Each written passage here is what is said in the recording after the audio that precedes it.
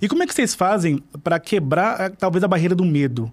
Porque acredito eu que, por mais uma mulher que esteja segura, não sei se a porcentagem das pessoas que fazem com vocês é a primeira cirurgia, a segunda, enfim. Acredito eu que a primeira deve ser a mais... Aquela barreira do medo, né? Acredito eu. E como é que vocês conseguem... O medo do desconhecido, Exato, né? A maioria das pacientes é a primeira cirurgia, né? A minoria já fez outras e né, quer refazer ou quer fazer alguma coisa nova.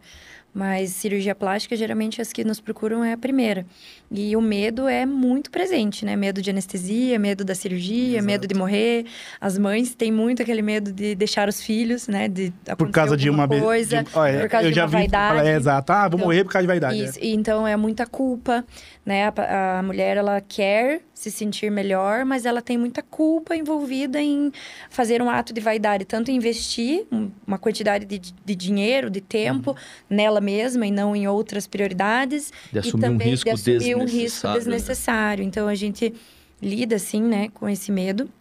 E eu acho esse medo muito válido, muito sério, né? Então, a gente tenta tratar os medos dela como prioridades para nós, assim. Então, trazer segurança, desde o lugar que a gente opera, né? As tecnologias que a gente utiliza, todos os cursos e coisas que ele faz para... trazer a melhor técnica, né? A gente trabalha muito com segurança, assim, a gente sempre fala, né? Segurança em primeiro lugar. O que eu falo com elas é o seguinte... você vê que o tratamento individualizado começa ali também, porque só aqui ela citou vários medos, né? Tem gente que tem medo de morrer, tem gente que tem medo da anestesia, tem gente que tem medo da cicatriz, tem gente que tem medo do resultado ficar artificial, tem gente que tem medo de não gostar do resultado. Então, cada um tem um tipo de medo também, né?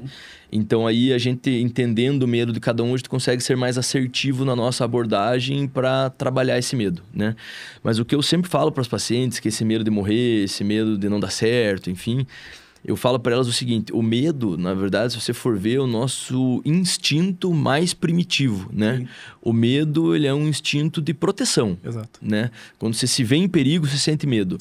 Então, a gente trabalha para usar esse medo a nosso favor, né? No sentido que, assim, vamos ter certeza que a gente está utilizando a melhor técnica, operando no melhor hospital, ter o melhor suporte, ter uma equipe por trás de todo esse processo. Então, a gente tem que usar esse medo ao nosso favor e ter aquela tranquilidade de que a gente está fazendo tudo da melhor maneira possível e que não é um mundo arriscado e abstrato, digamos assim, que nem às vezes a gente imagina, né? Legal. E geralmente, entrando um pouquinho, um detalhe assim no processo que vocês fazem para abstrair esse medo. Geralmente os clientes, os pacientes chegam já falando medo ou tem uma técnica ali que vocês, cara, fica meio para descer a camada mesmo, né? Ou o medo já é muito aparente? Assim, como é que vocês fazem essa parte do atendimento? Nessa pré-consulta que eu faço com elas, é uma das perguntas que eu faço para elas, né? Qual o seu maior medo, né? Quando você pensa em realizar um procedimento, qual o seu maior medo? E ali elas expõem, né? E é um momento bem legal, porque é um momento, assim, mais íntimo, né? Onde elas realmente se abrem e falam a respeito. Eu acho que foi até, inclusive, um passo legal que a gente deu quando implementou essa pré-consulta, porque antes a gente não tinha isso e acabava muitas vezes passando a consulta sem a gente ficar sabendo desse medo. Legal. Às vezes a gente ficava sabendo do medo alguns dias antes da cirurgia, quando a paciente estava mais nervosa e acabava falando, ai meninas, doutor, tô com medo, né, nunca fiz anestesia. Daí a gente falava, nossa, agora... 3 dias antes da cirurgia, a gente tá sabendo. Aí tentava, né? Não, calma, fica tranquila. Mas às vezes não é o suficiente, né? Não era o suficiente para ela realmente ficar tranquila. Hoje, com a nossa equipe multidisciplinar, a gente consegue, desde o começo, captar o que ela tá buscando, os medos, os receios, né? As aflições. Inclusive, uma das perguntas que a gente faz também é se tem apoio da família ou não, né? Porque a gente também tem mulheres que fazem... sem ter apoio da família, né? Ou seja, decidiram, não, eu vou fazer e vou peitar isso sozinha.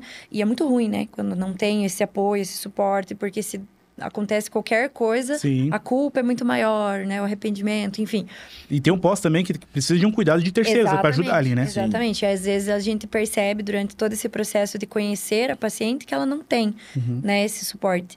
Então, a equipe hoje multidisciplinar serve justamente para isso, né? Então, ela vai passar comigo, daí eu vou conhecer um pouquinho dela, alguma camada, né? Como você falou, o Danilo vai conhecer outra camada, a psicóloga outra camada, a nutricionista outra camada, a nossa enfermeira que cuida do pós-operatório outra camada.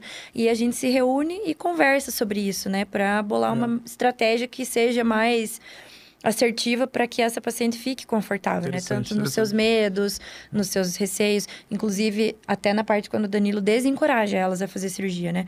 Então, se a paciente chegar, não, ó, eu quero fazer, mas eu acabei de parar de amamentar, minha família tá contra, eu tô acima do peso, minhas vitaminas estão ruins, mas eu quero fazer.